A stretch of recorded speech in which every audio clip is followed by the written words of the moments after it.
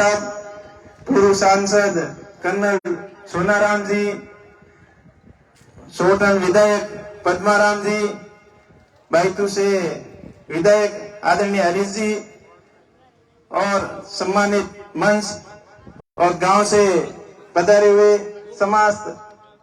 समाज के मार्गदर्शक, पंच, सरपंच एवं समस्त जनप्रतिनिधि एवं मेरे युवा साथियों, आप बड़ी संख्या में पधार कर इस शैक्षणिक संस्था के सहयोग के लिए, आप सफल प्रोग्राम के लिए आप सभी बड़ी संख्या में पधारे, इसलिए आप सभी का बहुत बहुत आभार, धन्यवाद। आप सबने घड़ा घड़ा राम राम साहब। जैसा कि पूर्व वक्ताओं ने बहुत कुछ बताया, एक शिक्षा के क्षेत्र के अंदर अपन जितनी पहल कर सके उतनी कम है। हम उनके जिन जिन लोगों ने हमें ये मार्गदर्शन दिया, मैं धन्यवाद करना चाहता हूँ श्रीमान आदरणीय रामदान जी, जिन्होंने अपनी उनकी एक दूरगामी सोच थी, उसी का ही परिणाम था कि अपने समाज को पढ़ने के लिए उस समय में ये सोचा था। उनकी ये दूरगामी सोच थी कि आने वाला समय शिक्षा का समय है और पढ़ लिख कर शिक्षित नहीं होंगे तो समाज और देश की मुख्य धारा के अंदर अपन नहीं मिल सकते। इसलिए उनके अथक प्रयासों से उस समय की परिस्थितियों के अनुसार उन्होंने जो योगदान दिया था वो बहुत ही सराहनीय है और हम उनको मार्गदर्शक मानकर जगह जगह ऐसी शिक्षण संस्थाएं बनाएं ताकि समाज को फायदा मिल सके और ऐसी शिक्षण संस्थाओं के माध्यम से पढ़ लिख कर हमारे समाज के अधिक से अधिक बड़े अधिकारी बने, इंजीनियर्स बने, डॉक्टर बने और सरकारी सेवा के साथ साथ में व्यवसाय के अंदर भी अपने समाज के लोग आगे बढ़े, ऐसी मैं कामना करता हूं।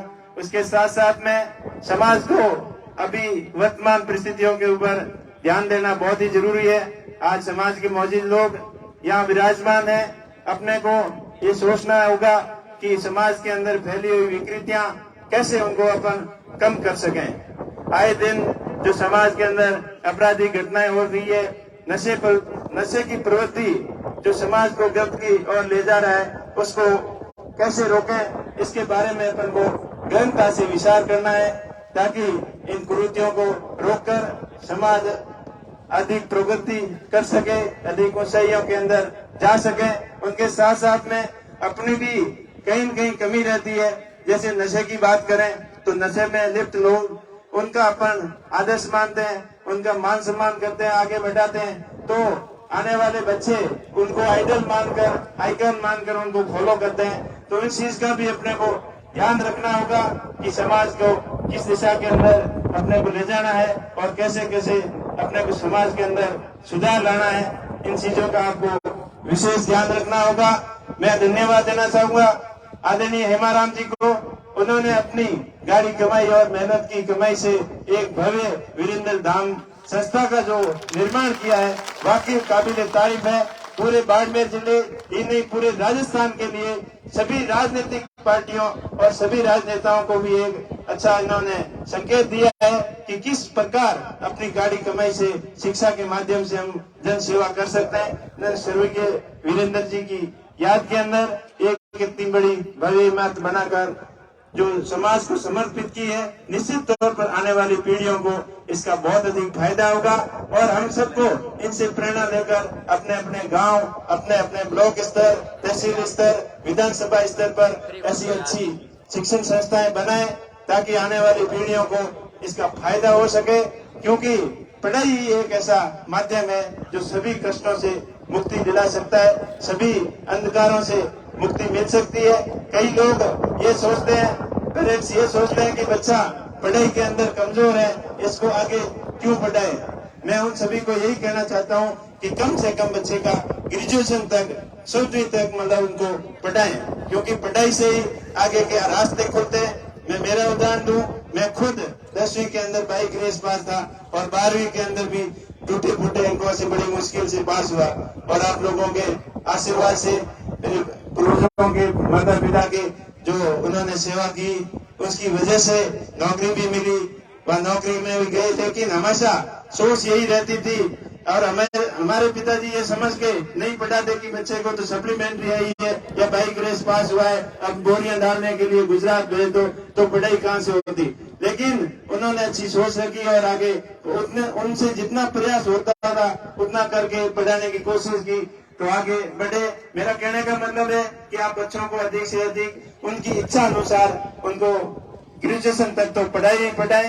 ये ना सोचें कि पढ़ाई नौकरी नहीं मिलेगी तो क्या होगा, बच्चे का सोच डेवलपमेंट होगा, उसका दिमाग विकसित होगा, तो नौकरी जरूरी नहीं है कि बिजनेस भी कर सकता है, बिजनेस के माध्यम से ही अपना आगे बढ़ सकते हैं।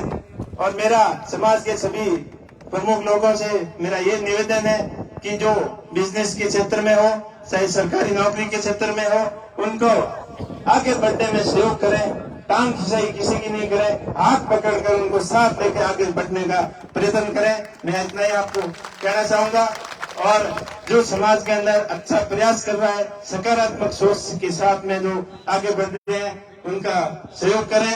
और आपने मेरे को यहाँ बुलाया, मान सम्मान दिया, आपका बहुत बहुत धन्यवाद। और मैं सभी सरकारी जो अधिकारियों से भी विनती करना चाहता हूँ कि जो स्कूल के अंदर पढ़ने वाले बच्चे हैं, कमजोर बच्चे हैं, उनको आप अपनी सामर्थ्य अनुसार मदद करें। और समाज के बिजनेसमैन, उनसे भी यही कहूंगा कि पढ़ने वाले बच्चे जो आर्थिक रूप से कमजोर है, उनको तिनके का सहारा भी बहुत होता है। अपन पैसे से जरूरी नहीं है, विचारात्मक भाव से भी उनको सहयोग कर सकते हैं। अपने समाज के अधिकारी अगर साल के अंदर 2 दिन स्कूल के अंदर दे दें, उनका मोटिवेशनल प्रोग्राम रख दें, उद्योगपति जो बिजनेस वाले हैं वो भी साल के अंदर 2-3 दिन स्कूल में जाके अपनी जीवनी बताएं, अपने बारे में बताएं, ताकि उनको आइडियल मानकर बच्चे आगे बढ़े। यही मैं आपसे सभी से कामना करता हूं। और मेरे तरफ से 2.5 लाख रुपए का एक घोषणा करूंगा। मेरे स्वर्गीय भाई पूर्णिमा राम जी की याद में एक कमरे की घोषणा मैं भी करता हूं। और बाकी आज जिला प्रमुख साहब इधर दिख नहीं रहे हैं, लेकिन जिला परिषद के 4-5 सदस्य हैं, तो हम सब मिलकर प्रमुख साहब से कहेंगे, हमारी कोशिश ये रहेगी जिला प्रमुख साहब के फंड की तरफ से 21 लाख रुपए इस संस्था को दिलाने की कोशिश करेंगे। मैं कोई वादा नहीं कर रहा हूं, लेकिन मेरी भावना प्रकट कर रहा हूं। सभी जिला परिषद सदस्य 5 तो यहाँ बैठे हैं, और जो नहीं आए हैं उनसे सब बात कर इस संस्था के अंदर ज्यादा से ज्यादा सहयोग दिलाने की कोशिश करूंगा। आप सभी का बहुत बहुत धन्यवाद। बोलिए खेमा बाबा की, वीर तेजाजी महाराज की, रामसा पीर की, सभी देवी देवताओं की। बहुत बहुत शुक्रिया माननीय बेदाराम जी बेनीवाल साहब का। आपने यहाँ पधार कर हम सभी को उद्बोधित किया और सेवा का भाव भी प्रस्तुत किया। आपका हृदय से पुनः बहुत बहुत आभार। 1 लाख रुपए की उद्घोषणा श्रीमान लक्ष्मण राम जी सुपुत्र श्री हरि राम जी करवासरा रावत सर बाड़मेर वालों की तरफ से जोरदार तालियां बजाकर अभिनंदन करें। यह आज अवसर आप और हम सभी के लिए देने का अवसर आया है। ऐसा अवसर हमारे जीवन के अंदर और इस सीमांत क्षेत्र बाड़मेर के अंदर, इस सेड़वा के अंदर आप और हम सभी के लिए जीवन में कभी कभार ही आता है। तो आइएगा, आप और हम सब मिलकर इस अवसर का सदुपयोग करें और समाज के लिए कुछ पल जीने का प्रयास करें। SDFC लोन एडवाइजर श्रीमान लक्ष्मण राम जी की तरफ से 1 लाख रुपए की उद्घोषणा। आपका बहुत बहुत आभार।